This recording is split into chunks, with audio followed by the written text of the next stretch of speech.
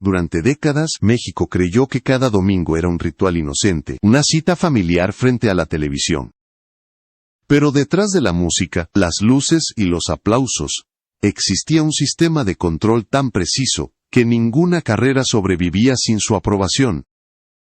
Raúl Velasco no fue solo un conductor, fue el guardián de una frontera donde el talento no bastaba, y donde la obediencia se convertía en pasaporte. Bajo su mirada se construyeron estrellas y se apagaron destinos. Se hablaba de vetos silenciosos, de humillaciones transmitidas en vivo, de puertas que solo se abrían a cambio de algo que no siempre era canto. Su poder moldeó generaciones enteras del espectáculo mexicano. Y cuando cayó, arrastró consigo un mito, un método y un miedo que aún hoy incomoda. Esta es la historia del hombre que convirtió un programa en un imperio, un escenario en un tribunal, y un micrófono en la herramienta más temida de su época. El precio que pagó, y el precio que otros pagaron, sigue siendo la herida invisible, que México aún no termina de mirar de frente.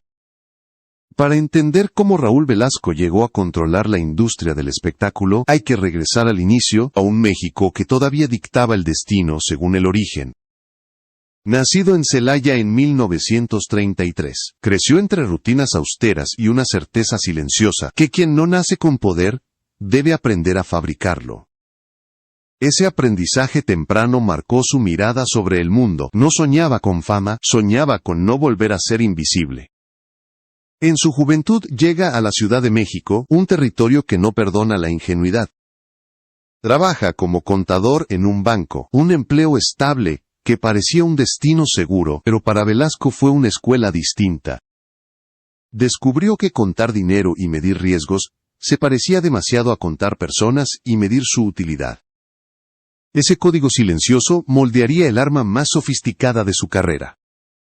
Luego llega el segundo aprendizaje, el que no se anota en ningún currículum: periodismo, revistas, radio, cine. Observó de cerca cómo se fabrica una estrella, y entendió que la industria no vivía de talento sino de narrativa, disciplina y conveniencia. El éxito no ocurría en el escenario, ocurría antes, en oficinas donde se decidía quién brillaría y quién jamás tendría luz. Cuando se cruza en su camino Emilio Azcárraga Milmo, el tigre, se abre la puerta que lo cambiaría todo. Televisa no era solo una empresa, era el centro emocional del país.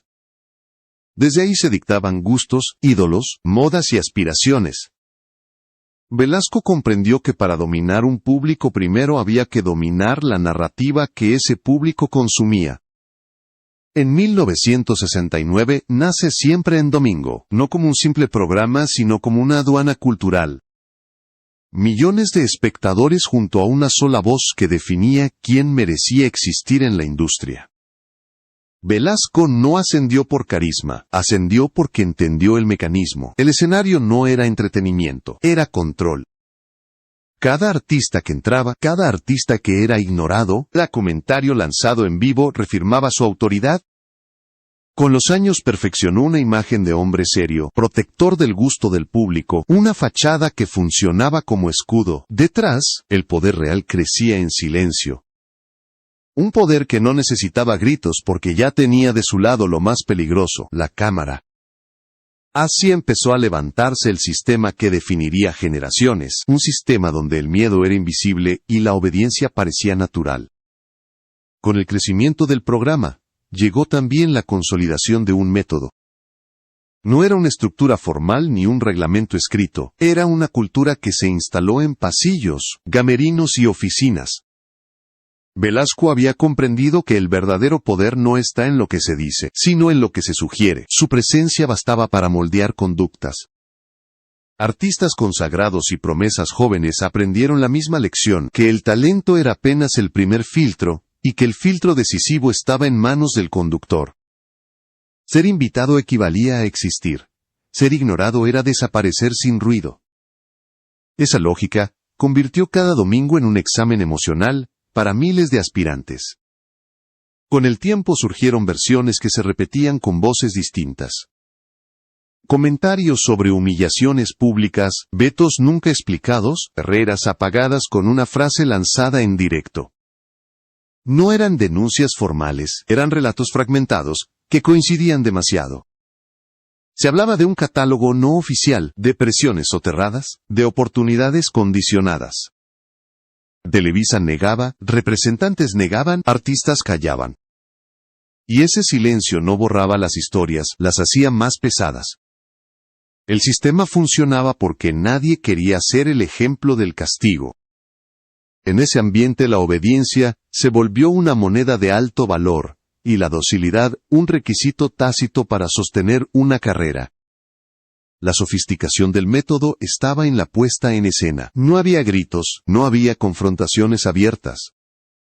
Bastaba un gesto, una broma ácida, un comentario aparentemente inocente sobre el cuerpo o la actitud de un artista, para enviar un mensaje que toda la industria entendía. Una crítica en vivo se convertía en sentencia.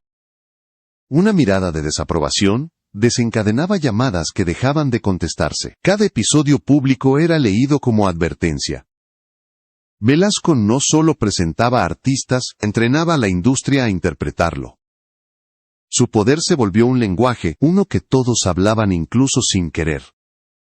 Y así, casi sin que el público lo notara, el entretenimiento más visto del país se transformó en una maquinaria donde la imagen del conductor era el eje que sostenía el orden.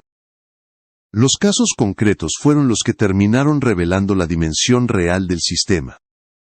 No eran rumores, eran escenas registradas, decisiones visibles, momentos que quedaron anclados en la memoria colectiva. Uno de los episodios más citados ocurrió en 1982, cuando un joven cantante llamado Fernando Villares, conocido como El Zorro, subió al escenario acompañado por el respaldo respetado de Amparo Rubín. Antes de que la canción terminara, Velasco lanzó un juicio fulminante. Dijo que no lo sentía auténtico, que no le veía futuro. Fue una frase breve, pero devastadora. En cuestión de segundos la industria comprendió que aquel comentario no era una opinión, era una sentencia, y lo que siguió lo confirmó. Llamadas que se apagaron, proyectos que se enfriaron, puertas que dejaron de abrirse. La disculpa posterior, forzada y tardía, no reparó el daño. El mensaje ya estaba enviado, que el escenario era también un tribunal. Pero ese no fue el único episodio revelador. A principios de los 90, cuando Thalía brillaba como una de las figuras jóvenes más prometedoras, Velasco la etiquetó con una palabra cargada de desprecio, corrientota. Una sola palabra que pretendía definir su clase, su lugar y su legitimidad. El comentario se quedó grabado en la memoria pública, no por su tono, sino por lo que simbolizaba, una demostración de jerarquía disfrazada de broma. Thalía sonrió, como sonreían muchos ante esa dinámica, porque en ese escenario sonreír no era gusto, era supervivencia. Incluso, artistas que luego serían gigantes, vivieron esa tensión. Joan Sebastián, por ejemplo, fue rechazado, minimizado y empujado hacia la periferia, antes de convertirse en el ícono que México celebraría años después. El día que regresó al programa ya consagrado, confrontó a Velasco en vivo, obligándolo a reconocer el desprecio inicial. Aquel momento dejó al descubierto una verdad incómoda. El poder de Velasco nunca fue absoluto por mérito, fue absoluto por sistema. Y cuando ese sistema ya no lograba sostenerlo, el miedo cambiaba de dueño. Pero más allá de las figuras célebres, existía una lista invisible, artistas vetados sin registro público, carreras torcidas, sin explicación. Cada uno era una advertencia silenciosa para el resto, una prueba de que desobedecer o simplemente no agradar podía costar años de trabajo. Ese clima convirtió cada presentación en un examen implacable, y cada elogio en un arma de doble filo. La caída de Raúl Velasco no llegó con un escándalo explosivo, sino con un proceso lento, silencioso y casi doméstico. El país cambiaba, las audiencias también, y lo que durante décadas había sido autoridad incuestionable, empezó a sentirse rígido, anclado a un tiempo que ya no correspondía. Para mediados de los años 90, nuevas generaciones de artistas veían a Siempre en Domingo, no como la única puerta, sino como un formato envejecido. Ese cambio cultural, sumado a tensiones internas en Televisa, comenzó a agrietar un imperio que parecía indestructible. En 1997, el cuerpo de Velasco marcó el primer quiebre visible. La hepatitis C, acumulada durante años, evolucionó hacia un deterioro físico que ya no podía ocultarse. Hospitales, tratamientos, cansancio constante. La fragilidad empezó a sustituir la firmeza con la que alguna vez había dominado escenarios enteros. La fragilidad, para alguien que había construido su identidad sobre el control, era una derrota silenciosa. Al mismo tiempo, dentro de Televisa, se tomaban decisiones que no pasaban por él. Ejecutivos hablaban de renovación, de adaptar la televisión a un país diferente, de abandonar formatos que ya no conectaban. El poder que durante décadas había ejercido sin oposición, comenzó a disolverse sin ceremonia. En abril de 1998 ocurrió lo impensable. Siempre en Domingo fue cancelado sin despedida épica, sin homenaje proporcional a su influencia. Solo un comunicado frío, definitivo, como si se apagara un interruptor después de 30 años. Para Velasco no fue solo el fin de un programa, fue el fin de una identidad. El hombre que había decidido destinos ajenos ahora era prescindible. Las llamadas dejaron de llegar, los artistas que antes buscaban su aprobación, evitaban la cercanía, y la industria que lo había protegido, ya no tenía razones para sostenerlo. El sistema avanzaba sin él, demostrando que su poder no era propio, era funcional. Con la cancelación del programa llegó una soledad nueva. Velasco tuvo que enfrentar un mundo que ya no dependía de su voz. Y esa desconexión coincidió con el avance de la enfermedad. La cirrosis debilitó aún más su cuerpo. El padrino del espectáculo se volvió un hombre vulnerable, aislado, rodeado de silencios. Sus últimos años transcurrieron lejos de la imagen pública que lo había definido. El 26 de noviembre de 2006, murió en Acapulco, sin micrófono, sin escenario, sin el sistema que alguna vez dirigió. Su final no fue escandaloso, fue discreto. Y esa discreción, para alguien que había vivido del control absoluto, fue quizás el castigo más profundo. Después de la muerte de Raúl Velasco, el país hizo lo que suele hacer con las figuras incómodas: simplificar. Los homenajes hablaron del pionero, del conductor emblemático, del hombre que impulsó carreras. Omitieron lo que dolía, lo que incomodaba, lo que durante décadas operó en voz baja.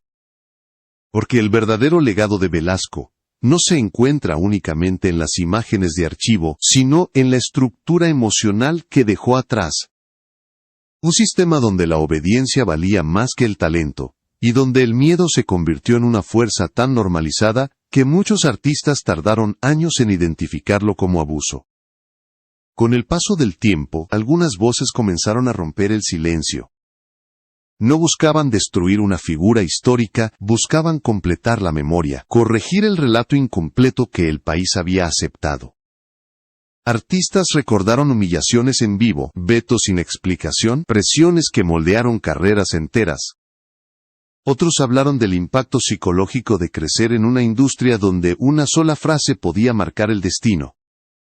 Ninguna de estas historias funcionaba como juicio formal, pero todas juntas dibujaban un mismo patrón, un modelo de poder que se sostenía sobre desequilibrios tan profundos que hoy resultarían insostenibles.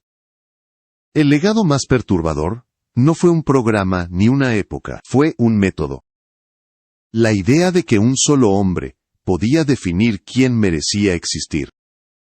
La aceptación tácita de que el entretenimiento podía funcionar como tribunal. La normalización de la vergüenza como espectáculo. Ese método sobrevivió incluso después de la caída de Velasco, adaptándose a nuevas pantallas, nuevos formatos y nuevas figuras, porque los sistemas no mueren con quienes los encarnan. Se transforman, cambian de rostro, y vuelven a operar, mientras no se nombren por completo. Cuando México mira hacia atrás y examina las dinámicas de poder en la televisión, el nombre de Raúl Velasco aparece como un punto de referencia inevitable. No por su talento como conductor, sino por lo que reveló, sin querer, que el poder sin límites siempre cobra factura. A veces al que lo ejerce, a veces a quienes lo rodean, casi siempre a ambos. Su historia funciona como advertencia para las nuevas generaciones. No para condenar un pasado irrecuperable, sino para impedir que se repita. Porque la pregunta que flota sobre su legado no es quién tuvo la culpa, sino qué estamos dispuestos a tolerar hoy para no reproducir mañana los mismos silencios, los mismos miedos, las mismas estructuras disfrazadas de oportunidad. El poder pasó, el sistema quedó expuesto, y la responsabilidad de no repetirlo pertenece ahora a todos.